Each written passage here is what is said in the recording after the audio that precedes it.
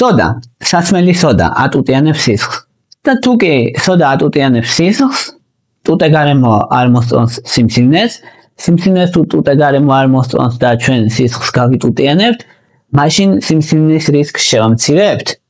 აი ეს არის ყველაფერი, რაზეც დგას სოდის მიღება იმისთვის, რომ სიმსივნის რისკი შეიმცირონ ადამიანებმა და დღეს ვისაუბრებთ, რამდენად სწორია, რა ვიცით და ზოგადად რა სარგებელი მოაქვს სოდას და საერთოდ მოაქვს თუ არა სარგებელი და რამდენად უსაფრთხოა. მთელი ამბავი დაიწყო იქიდან, რომ ჩაატარეს თავგებზე ცდები და სიმსივნეს აქვს ესეთი თვისება, რომ როცა იზრდება უჯრედები, როცა მრავლდება, ამ დროს თავის გარშემო ქმნის მჟავა გარემოს. მჟავა გარემო არის იქნება მისი ბაიპროდუქტებით, მოკლედ მისი ცხოველქმედების ბაიპროდუქტების შედეგად იქნება ეს მჟავა გარემო. თავის გარშემო ქმნის მჟავას, მოკლედ. და ეს სიმსივნის მიმდებარედ ქსოვილებში მჟავიანობას ზევით წევს. და თაგვებში დააკვირდნენ, რომ მისცეს თაგვებს საკვები და მისცეს საკვების სოდა წყალთან ერთად, სისხლი გაუტუტიანდათ და სიმსივნის მიმდებარე ის რეგიონიც გატუტიანდა, უფრო ტუტე გარემო შეიქმნა, 6.4 იყო, 6.4-დან ავიდა 6.9-მდე და ამან სიმსივნის ზრდა შეაფერხა. არათუ სიმსივნის ზრდა შეაფერხა, არამედ შეაფერხა სიმსივნის გავრცელებაც. ახლა აქ ნიუანსებში ახლა ყოველთვის ეშმაკი, ანუ ესე ჟღერს ძალიან კარგად. ძალიან სასიამოვნოა, რომ რაღაცა სიმსივნის ზრდა შეაფერხა ძალიან მაგარია. სიმსივნის ზრდა კი არ შეაფერხა აბსოლუტურად. სიმსივნის ზრდა შეაფერხა 30%-ით. ხო, მაინც ძალიან კარგია, რომ ან მეტასტაზების გავრცელება შეაფერხა, ცხოველები უკეთესად გადარჩნენ, განსაკუთრებით საუბარი იყო მკერდის კიბოზე, ფილტვების კიბოზეც. შესაბამისად, ძალიან დიდი შედეგია ეს.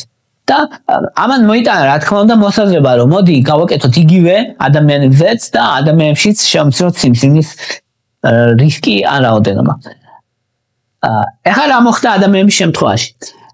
ადამიანებს როცა მისცეს იგივე რეჟიმი,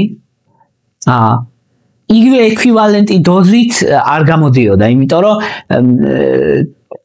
ამ შემთხვევაში თაგვებს ისეთი დოზა მისცეს, რომ ადამიანს შესაბამისად 20 გრამი 70 კილოგრამიან ადამიანმა რომ 20 გრამი სოდა მიიღოს ყოველ დღე. ძალიან მაღალი დოზაა. ან ძალიან დაახლოებით არის 5 ჩაის კოზი რომ მიიღოს ყოველ დღე დიდი ხნის განმავლობაში. ძალიან მაღალი დოზა, იმდენად ზიანი მოაქვს ასეთი დოზებით სოდის მიღებას ადამიანის შემთხვევაში, რომ ეს ზიანი მის მიერ გამოწვეულ ბენეფიტებს ყველანაირ გადაფარავს. ამიტომ საუბარი არა იმაზე, რომ ესეთ დოზებით ადამიანს მისცეს სოდა. ამიტომ შეიქმნა აზრი, რომ მოდი დილაობით სოდა დავლიოთ, საუბარია ნახევარი ჩაის კოზი სოდა გახსნილი წყალში, ერთ ჭიქა წყალში და დალია ეგ. და ამ სისხლს გაატუტიანებს, სისხლს რო გაატუტიანებს, ორგანიზმს გაატუტიანებს. პრობლემა რა არის ახლა? პრობლემა ისაა, რომ ესეთი დაბალი დოზა არ არის საკმარისი არათუ იმისთვის, რომ სიმსივნის გარშემო ტერიტორია გარემო გაატუტიანოს. არამედ არ არის საკმარისი იმისთვის, რომ ადამიანის სისხლის pH-იც კი შეცვალოს. ადამიანს აქვს ძალიან ძლიერი უნარი დააკომპენსიროს სისხლის pH-ი და შეინარჩუნოს ერთი და იგივე დონე, 7.35, 7.45-მდე ესე. მცირე ვარიაბელობით შესაძლებელია, მაგრამ როგორც კი ან ტუტიანობა იმატებს, ან მჟავიანობა იმატებს სისხლში, მაშინვე ასტაბილურებს ამას ჩვენი ორგანიზმი, ფილტრების საშუალებით, მათ შორის სუნთქვის საშუალებით შეუძლია ამის დასტაბილურება, სირკმელების საშუალებით. შესაბამისად, იმდენად კარგი უნარი აქვს ორგანიზმს, რომ ეს დაასტაბილუროს, რომ ამ დოზით სიმსივნეზე რომ რამე იმოქმედოს ზღაპარია, არა არ მოქმედებს, არ სიმსივნის ზრდას ხელს არ უშლის და არც რეალურად სისხლის pH ძალიან მინიმალურად სისხლში ბიკარბონატების რაოდენობა 1-2-ით მინიმალურად შეიძლება შეცვალოს, ისიც დროებით ისიც 1-2 საათი და მე კომპენსირდება ჩვეულებრივად ეს ბიკარბონატი თირკმელების საშუალებით გარეთ გამოიყოფა და არაფერი არ ხდება მოკლედ ანუ სიმსივნისთვის მიღება სოდის არასწორი კონცეფცია აბა რასაკეთებს ხო მაშინ კითხვა რომ აი რა დილით მივიღე ეს სოდა არაფერს არ აკეთებს თუ რამეს აკეთებს და რამით არის მნიშვნელოვანი ახლა რას აკეთებს შარდის ტუტიანობას ზრდის ცოტათი მაგალითად 5-6 არის ისე და 7-8-მდე შეიძლება აიყვანოს შარდის ტუტიანობა ცოტა ხანი რამდენიმე საათით მე ისევ ასწორებს შარდის ტუტიანობა ახლა აქ პირველი ის კითხვა მოდის რომ ახლა ეს რიცხვებია რიცხვებზე მელაპარაკები თუ რეალურად რამეს აკეთებს ხო ეს 7-8 ზოგს არ დაინტერესებს აინტერესებს შარდში ეს შარდის ტუტიანობა რომ გაატუტიანებს შარდს რამეს ნიშნავს თუ არ ნიშნავს ჩვეულებრივი ადამიანისთვის არაფერს არ ნიშნავს იმ ადამიანისთვის ვისაც აქვს ურის მჟავის შარდ მჟავის კენჭები მაგ ადამიანისთვის ნიშნავს ანუ შარდის გახსნაშიც ეხმარება შარდის კენჭების გახსნაშიც ეხმარება და პრევენციასაც ეხმარება აქ პრობლემა ის არის რომ ეს დოზა ასევე საკმარისი არ არის როგორც წესი ვისაც შარდ მჟავას კენჭები აქვს ხოლმე მათთვის 1-2 გრამი დღეში 3-4 ჯერ იღებენ ხოლმე ნატრიუმის ბიკარბონატს ნატრიუმის ბიკარბონატი არის იგივე ეს ჩვენი სოდა სასმელი სოდა ხო ახლა დამწვარ სოდაზე რომ ამბობ ხოლმე კაუსტიკურ სოდაზე და სამრეწველო სოდაზე რომელიც ბევრად ძლიერია ბევრად გამატუტიანებელი ეფექტი ის არ გამოიყენება ხოლმე არ გამოიყენება საშიშია ან ეგ არის ძლიერი ბევრად უფრო ძლიერი და ორგანიზმის არის საშიში აი ეს არის მთელი რატომაც ჩვეულებრივ სოდას იყენებენ ხოლმე საჭმელ სოდას და არა სამრეწველო სოდას ის არის ბევრად ძლიერი ამიტომ უარყოფითი შედეგები ორგანიზმზე ბევრად უფრო ძლიერი შეიძლება ქონდეს ან პირველ რიგში ყოველთვის ჩვენი მიზანი არის უსაფრთხოება არა მხოლოდ ბენეფიტი არამედ უსაფრთხოებაც ახლა იმას უსაფრთხოება დაბალი აქვს ამიტომ რომ სასმელ სოდას ჩვეულებრივ რეჟიმი რასაც ურჩევენ ხოლმე არის 0.5 ჩაის კოზი დილით ადრე ან არა ადრე არ აქვს მნიშვნელობა წყალთან ერთად რომ მიიღოს ადამიანმა ანუ შარდზე თქვით რომ კი ატუტიანებს მაგრამ რა რადგან ნუ თუ მაინც და მაინც შარდმჟავას კენჭები არ აქვს ადამიანს და ეს შარდმჟავას კენჭები კიდე არ არის ყველაზე ხშირი კენჭები მოკლედ ანუ ის ჩვეულებრივი კენჭები რო არის ძირითადად ოქსალატების კენჭები ან სხვანაირი ტიპის კენჭებია რომელზეც ეს არ მოქმედებს ხო ამიტომ რაღაცაზე შარდს ატუტიანებს რაღაც ძალიან მინიმალური ეფექტი ზოგიერთი ადამიანისთვის ექნება მაგრამ არა უნივერსალური და არა აღიარებული და მიღებული სისხლში pH-ზე ცოტათი მოქმედებს როგორც თქვით მაგრამ ეს არის მინიმალური მოქმედება ის რომ ორგანიზმზე რეალურად ორგანიზმი გაატუტიანოს ამაზე საუბარი ზედმეტია ასეთ დოზებში არა შესაბამისად ვერ ვიტყვით რაღაც ორგანიზმს ვატუტიანებ ეგ უია 1-2 საათში ისეც სწორდება ან 1 საათიდან 2 საათის განმავლობაში შეიძლება ოდნავ შეცვალოს მე სწორდება ახლა რას აკეთებს მართლა როცა ადამიანს აქვს გულძმარვა თუ მიიღებ სოდას ამ მჟავას განეიტრალებს გულძმარვას მოგიხსნის აი ეს სიმართლე ყველაზე დიდი სიმართლე სოდასთან დაკავშირებით არის გულძმარვის მკურნალობა იმიტომ რომ მოქმედებს როგორც ანტაციდი ანეიტრალებს ამ მჟავას მოხსნის გულძმარვას ეს ეფექტიც არის დროებითი რამდენიმე ხნის განმავლობაში 1 საათის განმავლობაში შეიძლება ზოგ შემთხვევაში მეტი ამას ორგანიზმი ამოიცნობს რომ ის თავისი მჟავა განეიტრალდა და მეტი მჟავის პროდუქციას იწყებს ამიტომ გრძელვადიანად ეგეც არ არის ძალიან ეფექტური ამიტომ ზოგადად შესაძლებელია ადამიანმა მიიღოს აი 0.5 ჩაის კოზი ან ნახევარ ჩაის კოზი წყალში გახსნილი სოდა გულძმარვაზე და დღეში რამდენჯერმე მაქსიმუმ, ну დღეში 3-4 ჯერ თუ ისიც ადამიანი თუ ჯამრთელია, თუ თითქმის პრობლემები გაქვს, თუ რამე სერიოზული ჯამრთელის პრობლემები გაქვს, მაღალი წნევა გაქვს, ან 60 წელს გარაცილებული ხარ, მაშინ კიდევ უფრო ნაკლები. ერთიც საკმარისია ამ შემთხვევაში. შესაბამისად, ყველაზე ეფექტური თუ რამეშია, გულდმარის მკურნალობაშია სოდიანი წყალი. მაგრამ აქაც ხანგრძლივი გამოყენებისთვის რეკომენდებული არ არის. შეზღუდვა არის 2 კვირა, 2 კვირაზე მეტი არ უნდა მიიღო, მოკლედ ეს არის რეკომენდაცია, მაშინაც კი როცა ანეიტრალებს მჟავას და მაშინაც კი ვიცით რომ ეფექტურია. ახლა არის კითხვა, რომ რატომ არ შეიძლება ხანგრძლივად მიიღება რას დააშავებს, რა პრობლემაა და ასე. ერთი არის რომ მუდმივად განეიტრალება მჟავის არ არის სასურველი, იმიტომ რომ ზოგიერთი ფერმენტი ჩვენს ორგანიზმში აქტიურდება მჟავით, მაგალითად პექსინი, მეორეს მხრივ მინერალების შეწოვისთვის, მაგალითად რკინისთვის, კალციუმისთვის, B12 ვიტამინისთვის, მაგნიუმისთვის, B12 ვიტამინია და არა მინერალი, მაგრამ აუცილებელია მაინც მჟავა.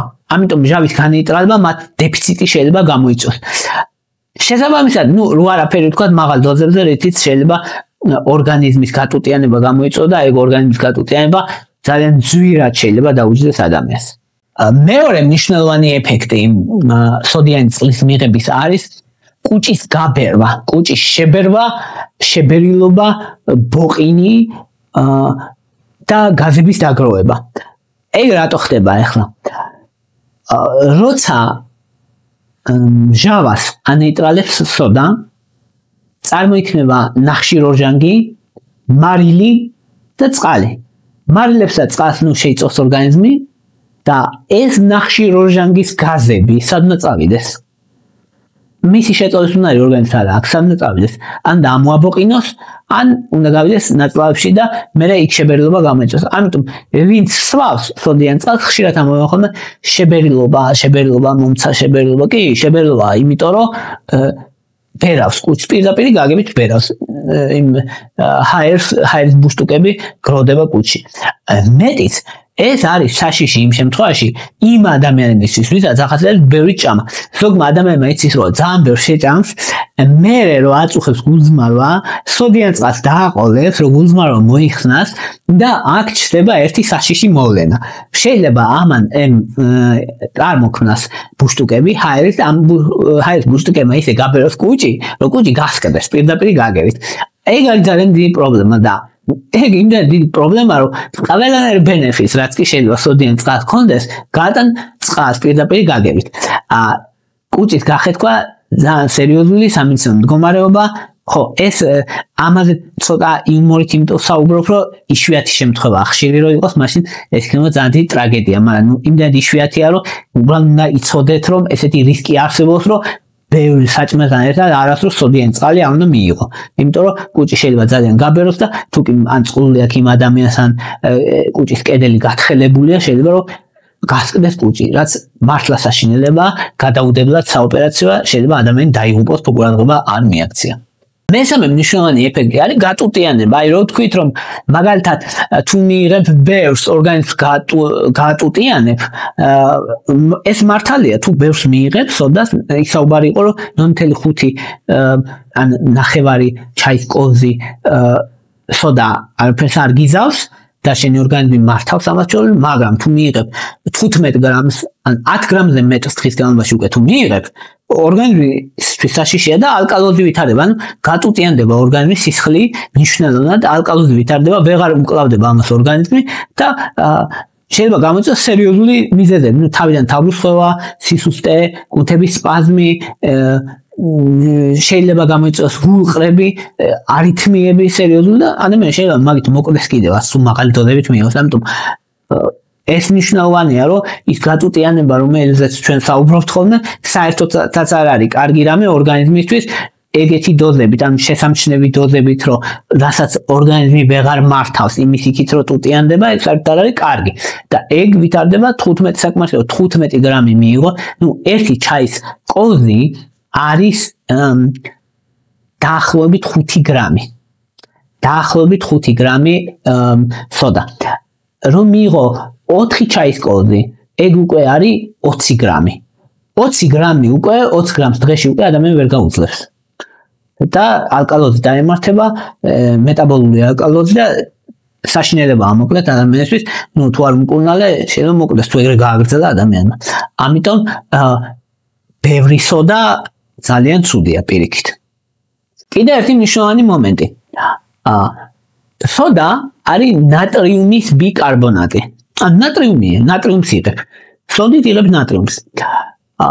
თუ მიიღებ ერთ კოლხ სოდას უკვე ნახევარზე მეტ დღიურ საჭიროებას ნატრიუმისას იღებ. თუ მიიღებ 2 კოლხ სოდას უკვე მეტ ნატრიუმს იღებ, ვიდრე გჭირდება, საჭმელანც ხომ მიიღებ, ან მარილს რო შეჭამ რაღაცებს და ამან იმდენი ნატრიუმის დაგროვა შეიძლება გამოიწვიოს ორგანიზმში, რომ წონა შეიძლება მოგამატებინოს, წყლის შეკავება შეიძლება გამოიწვიოს და წონა 1-დან 2 კილომდე მომატება წონის შეიძლება გამოიწვიოს 1 დღის ფარგლებში. ამდენად უცებ შეიძლება იმოქმედოს. ამიტომ არის რომ ადამიანები, ვისაც აქვს ჰიპერტენზია ან მაღალი წნევა, დიაბეტი, პრობლემები ვერ მართავენ ამ ჰიპერტენზიას, ასე საერთოდ არ არის რეკომენდირებული რომ სოდა მიიღონ რეგულარულად, იმიტომ რომ ნატრიუმის დიდი დატვირთვაა ეგ, ნატრიუმი პირიქით ცოტა უნდა მიიღონ მაგ დროს და უშუქდებათ ხოლმე ხელები, ფეხები, წნევა ემატებათ მნიშვნელოვნად, ანუ 10-20 მაჩვენებლით შეიძლება მოუმატოს წნევა. ეს პირდაპირ გაგებით საშინელება იმისთვის, რომ წნევა აქვს ისედაც. სისხლძარღვებისთვის რამხელა სტრესია. ამიტომ ესეთი ადამიანებისთვის საერთოდ არაა რეკომენდირებული რომ რეგულარულად სოდა მიიღონ. ასევე შეიძლება გამოიწვიოს ელექტროლიტების დისბალანსი, კერძოდ კალიუმის ნაკლებობა. ამიტომ და კალიუმის ნაკლებობა შეიძლება სერიოზული არითმიები გამოიწვიოს. ამიტომ არის რომ ყურადღებაა საჭირო მოკლედ სოდის მიღების დროს, არის ყურადღება საჭირო ზოგადად ჯანმრთელი უნდა იყოს ადამიანი და დოზები უნდა დაიცვათ აუცილებლად. თუ გულის პრობლემები აქვს ადამიანს, მით უმეტეს ძალიან ყურადღებით უნდა იყოს და საფრთხილოა ამ შემთხვევაში ძალიან. ახლა რეალურად სად არის გამოსადეგი სოდა? არის ერთი შემთხვევა, როცა თირკმლის ქრონიკული უკმარისობა აქვს ადამიანს და სისხლში ბიკარბონატების დონე არის შემცირებული, ან მჟავიანობისკენაა სისხლი, ნორმა არის 22-დან 26-მდე მილი ეკვივალენტილიტრში, ესეთი საზომით და როცა 22-ზე ნაკლებია, მაშინ ნატრიუმის ბიკარბონატი პირდაპირ ჩვენებაა. ანუ წამლად უნიშნავენ პირდაპირ, სამედიცინო წამლად უნიშნავენ პირდაპირ მაშინ სოდას ესეთ შემთხვევაში ადამიანებს, რომ ეს ბიკარბონატის რაოდენობა აწევა. ამას რა თქმა უნდა მეთვალყურეობა ჭირდება. ესე არ არის, რომ ეხლა შენ დადიე ისა და წადი სახლში და იყავი, ეგრე არა. ანუ მეთვალყურეობა ჭირდება, სამედიცინო მეთვალყურეობა, დოზირება ჭირდება, რომ ზედმეტი არ მოგივიდეს და ასეთ შემთხვევაში კი თირკმელსაც იცავს, თირკმლის ქსოვილსაც იცავს ასეთ შემთხვევაში. ოღონდ ეს ერთადერთი კონკრეტული შემთხვევა ისიც, ანუ თირკმლის ქრონიკული უკმარისობა, ქრონიკული დაავადება უნდა ქონდეს ადამიანს უკმარისობასთან ახლოს. და უნდა იყოს მესამედან მეხუთე სტადიამდე. ანუ ბოლო სტადიებისკენ უნდა იყოს მოკლედ ისა თირკმლის დაავადება, რომ საჭირო გახდეს ნატრიუმის ბიკარბონატი. ანუ ისე, რომ ჯანმრთელმა ადამიანმა დალიოს სოდა, რომ მოდი მე თირკმელები დავიცვა, ეგ ტყუილია, ეგრე არ ხდება. აქ კიდევ ერთი იქნება, რომ ადამიანი იტყვის, რომ აი შეიძლება რომ თქვი, რომ შადის გატუტიანების დროს ურის მჟავის კენჭები თუ არის, ამ კენჭების რისკს ამცირებს, ან კენჭებს დაშლის, აი მაგისთვის რომ მივიღოთ პრევენციისთვის ეგ რო იყოსო, ხო, ანუ მანდაც ისეა საქმე, რომ თუ კი ურის მჟავის კენჭები გაქვს და თუ კი დიაგნოსტირებულია ეს ყველაფერი, მაშინ შეიძლება ექიმმა ურჩიოს პაციენტს, ოღონ ურჩიოს სხვა დოზირებით, ანუ ისე არა დილით ნახევარი კოზი სოდა მაინც არაა საკმარისი, ეგ ნახევარი კოზი ნახევარი 60 დღეშია საჭირო. ამიტომ თუ კი არ ჭირდება ადამიანს, თუ ჭირდება, მაშინ კი ბატონო, ოღონ სხვა დოზირებით უნდა გადაანაწილო დღის განმავლობაში, თუ არ ჭირდება, მაშინ არასწორია მისი მიღება ამის გამო. და ეხლა რომ შევაჯამოთ მოკლედ ყველაფერი, რაც კი სოდაზე მეცნიერება მიცის. პირველი არის, რომ სიმსივნის მკურნალობისთვის არ არის დადასტურებული რომ სიმსივნეს რამეს უშრება ადამიანების შემთხვევაში და რომ ეფექტურია და რომ აზრი აქვს მის მიღებას, ამიტომ უმეტესობა სიმსივნის საზოგადოებები რეკომენდაციას არ უწევს მის მიღებას და ისეთებიც არაა, ვინც რეკომენდაციას უწევს, შესაბამისად არც ერთი არ უწევს რა. ოდნავ კი სარწმუნო საზოგადოება თუ არის, ის არ უწევს რეკომენდაციას სოდის მიღებას. თირკმელებისთვის თუ კონკრეტული შემთხვევაა, მოკლედ თითქმის უკმარისობა აქვს და ბიკარბონატების დონე შემცირებულია და ეს გაზომილია და დადასტურებულია, მაშინ აზრი აქვს და მაშინ ეს კონკრეტული შემთხვევაა. თუ კი გულძმარისთვის იღებთ, მაშინ შეიძლება ოღონდ იშვიათად და დროდადრო მარტო და დაბალი დოზებით, რა თქმა უნდა, და არა მაღალი დოზებით. თუ ზოგადად ჯანმრთელობისთვის გინდათ, ბევრ შემთხვევაში არის თავის მოტყუება. ვისაც უნდა რომ თავისი პირადი კომფორტისთვის, სულიერი სიმშვიდისთვის, რომ თქვათ რამეს აკეთებს, იმის განცდა ქონდეს, რომ რაღაცას აკეთებს თავისი ჯანმრთელობისთვის, ზოგ ადამიანს ეგ უნდა ხოლმე. მაგ ადამიანებისთვის რა შემიძლია უთხრა, რომ შეუძლიათ მიიღონ ნახევარი ჩაის კოზი, დილაობით წყალთან ერთად, მაგრამ ეგ არ იქნება არაფრის გარანტია, არაფრის. და არაფერი დადასტურებული ეფექტი, რომ რამე შეიძლება ორგანიზმს სასიკეთო მოუტანოს, არ აქვს. ვიღაცების შეიძლება ესიამნოს ან ზოგს პლაცებოს ეფექტი აქვს, რომ იმის განცდა რომ რაღაც სასარგებლოს აკეთებს, შეიძლება მოუტანოს ის გრძნობა, რომ აიცი მე ასე ვაკეთებ და თავს უკეთ გრძნობ. ეს შესაძლებელია, მაგრამ ის ზღაპარია, რომ რამე სერიოზული ბენეფიტი მოიტანოს ამან. ეს იყო რის თქმაც მინდოდა. მადლობა რომ მისმენთ, მადლობა რომ გაინტერესებთ, ვისაც გინდათ არხის მხარდაჭერა დონაციებისთვის ანგარიშები მაქვს მითებული აღწერაში, ასევე დონაციას პლუს ჩემთან პირადი კითხვა-პასუხი, ვისაც გინდათ მათთვის მაქვს პატრეონი, ანუ ვისაც პირადი საკითხების ჩაკითხვა უნდა, თორე ისე ზოგადად კითხვებს ვიდეოშიც პასუხობ ხოლმე, თუ ზოგადი კითხვებია, ყველას ვერა, რა თქმა უნდა, რაღაცებს პასუხობ ხოლმე, რაღაცებს ვერა. ისე კი შეგიძლიათ არხს მხარი დაუჭიროთ, გამოწერით და ლაიქებით, ან დაკომენტარებით, ან გაშიარებით, ნებისმიერი აქტივობა მოკლედ არხზე, YouTube-ის ალგორითმისთვის მნიშვნელოვანია, რომ ეს ვიდეოები, ჩემი ვიდეოები დააწინაუროს. მადლობა რომ გაინტერესებთ და მადლობა რომ მხარს მიჭერთ.